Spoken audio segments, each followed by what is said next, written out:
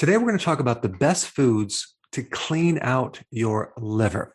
Your liver is not necessarily dirty, okay? It doesn't accumulate toxins. In fact, its main function is to detoxify toxins and poisons and chemicals, but it's not a storage facility for poisons and chemicals unless you have a fatty liver, because these toxins are stored in your fat cells. Now, when your liver gets inflamed, it heals with scar tissue, and you can develop cirrhosis, and you can lose function and create all sorts of issues. But the liver itself is not a reservoir for toxins. So I want to shift my talk into the best foods to reestablish the full function of your liver, to get your liver able to detoxify at the highest level. And you can totally do this with foods. So we're going to cover all those, but I want to first talk about the different functions of the liver, okay? It has the ability to detoxify. It makes bile. Bile is a detergent to help you break down fats and extract certain nutrients from fat. Your liver is a main producer of hormones. That's right. One being IGF-1, insulin-like growth factor number 1. Now, what is that? That is a very similar hormone to growth hormone. Growth hormone is made by your pituitary gland. It's sent to the liver. It works through the liver. And you can kind of consider IGF number 1 as an extension of growth hormone. It performs very similar functions. So it has everything to do with helping you burn fat. It's an anabolic hormone, so it helps you build muscle. It has everything to do with building proteins.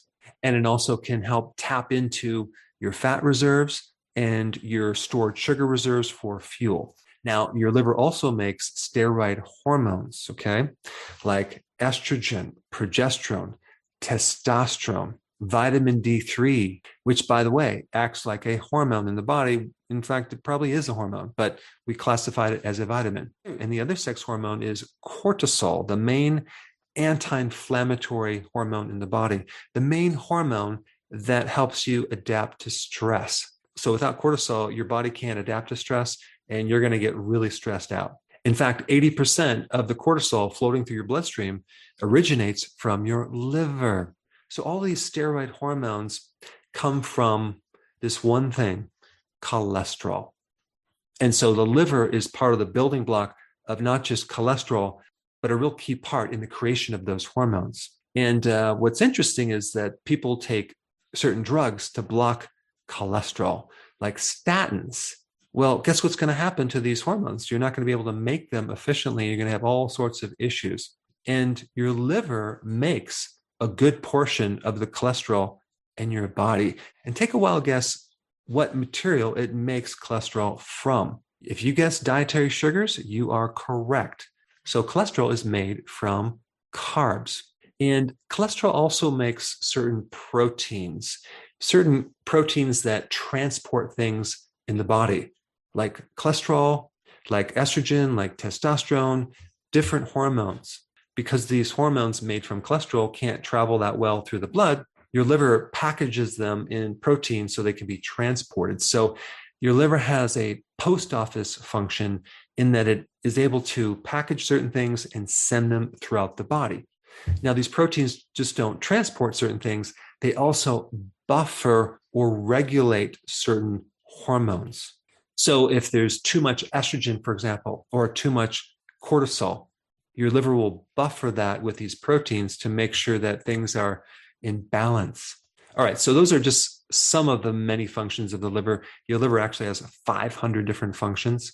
Now, before I get to the food, I just want to briefly mention the different symptoms that occur when you have damage to the liver. One would be itchiness in the body. Another one would be that your skin and the whites of the eyes turn yellow. That's called jaundice. The next one is lethargy. And then you have achy joints. So many people who are stiff and have inflammation in the joints really have a liver problem. Feeling nauseous is a big symptom of the liver. Having a lowered cognitive function could be liver related. And if you have gallstones, there's definitely a problem with the liver, simply because the liver makes bile, and it's a deficiency of bile and a high level of cholesterol that makes you end up with gallstones. All right, so now let's dive into the best foods for your liver. Okay. Number one, cruciferous vegetables. Okay. Talking about kale, broccoli, Brussels sprouts, radish, arugula, wasabi, mustard greens. They are all cruciferous vegetables. They are very high in a natural phytonutrient called sulforaphane. And sulforaphane helps to detoxify the liver. It helps the liver to get rid of inflammation. And inflammation leads to insulin resistance. It leads to high insulin. It leads to diabetes, and it can even lead to cancer. So sulforaphane is a really important liver protective compound, and it can also help if there's fat in the liver. And with enough sulforaphane, let's say, for example, if you drank too much coffee, sulforaphane helps to quickly detoxify things like caffeine, drugs, chemicals, and even poisons. Eating cruciferous vegetables with sulforaphane can even enhance the liver to the point of having an enhanced function of the liver even 2 weeks after where you stopped eating cruciferous vegetables.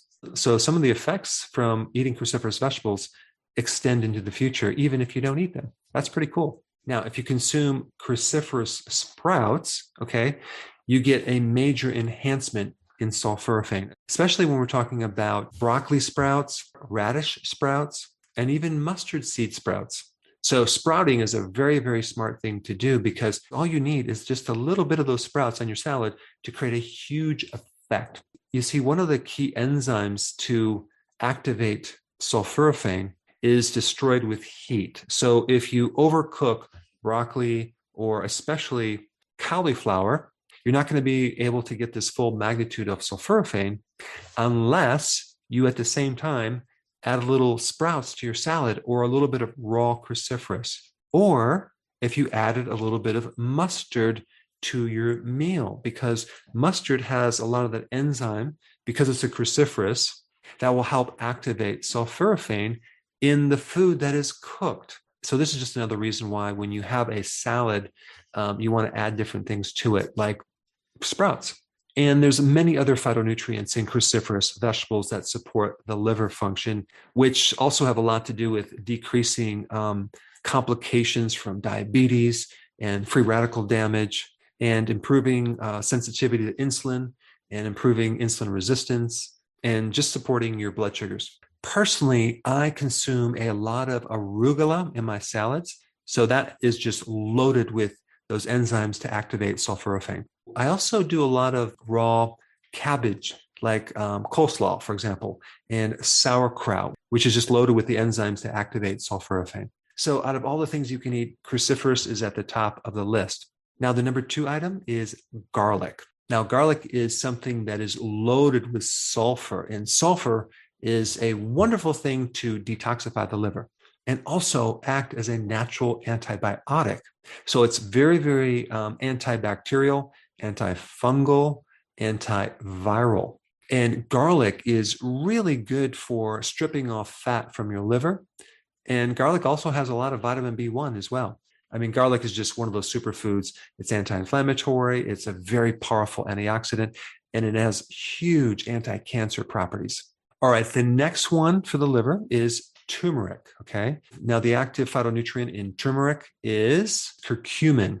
Curcumin is just a powerhouse in reducing inflammation. There was someone recently who had lifelong headaches, okay? And they had to take copious amounts of Tylenol for years and years and years, and their liver has been going downhill. And so one of the key things that she did is started taking turmeric on a daily basis. And so not only did her headaches go away, but now going in the future, not having to take Tylenol, her liver is going to do much, much better. Now, one thing I want to say about the liver is that the liver is rugged. It's tough. It can bounce back unless it's completely destroyed. It only needs a little bit of itself to function. And a lot of people have destroyed a good portion of their livers, and they're able to exist and survive, which is quite amazing. But out of all the organs, the liver is the most robust. It can take a beating and it can bounce back. Now, turmeric can also detoxify heavy metals like lead, mercury, cadmium, and even arsenic. Turmeric helps to repair and regenerate liver function. Turmeric helps stabilize the mitochondria, which is why it's very anti-cancer, because the origin of cancer happens with damaged mitochondria. Turmeric is very heavily studied, especially in its ability to decrease fat on your liver. So if you combine a ketogenic diet, low carb, with intermittent fasting and turmeric and some of these other compounds, you are going to be in really good shape as far as having a healthy liver. Now, the next one on the list is beets. Beets have always been known to help detox the liver. They can help reduce liver enzymes. If the liver enzymes are high, they can help reduce them.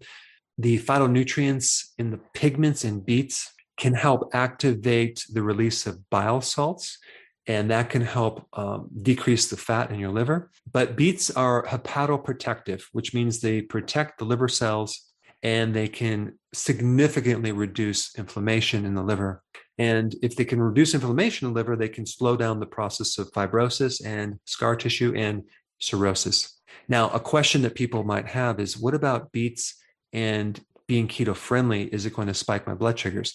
Well, if you don't juice beets and you have them steamed, there is some carbohydrates in there, but if you add the fiber in there, that will buffer the insulin response. And so in a half a cup of beets, you're looking at about only 6.7 grams of carbs, not terribly high. Now, the next food I want to talk about is mushrooms. Now, what's so important about mushrooms with the liver? Well, mushrooms are the food that has some of the highest amount of glutathione, and glutathione is the main antioxidant for the liver, especially if you do turkey tail mushroom and oyster mushrooms and other mushrooms as well. Mushrooms are hepatoprotective. It means they protect the cells of the liver. All right, now we get to avocados. Avocados are a great thing to consume to help repair and stabilize the liver. Avocados, too, are high in glutathione that support the liver. But the main thing about avocados is all you have to do is consume one avocado a week to see significant improvements in your liver function. Avocados are very, very anti-inflammatory, and inflammation in the liver leads to so many issues, including hepatitis, including fatty liver, as well as cirrhosis. So anything that can lower inflammation would be very good for the liver. And the last thing I'm going to recommend for the liver is extra virgin olive oil. Just a very small amount. In fact, just one little teaspoon in your salad dressing can create significant improvements in liver enzymes. Extra virgin olive oil decreases fat on your liver. It improves insulin sensitivity. It reduces insulin resistance. And it's a very powerful anti-inflammatory. So there you have it, the best foods to help support a healthy liver. And if you haven't seen some of my other videos on the liver, I created a playlist for you right here. Check it out.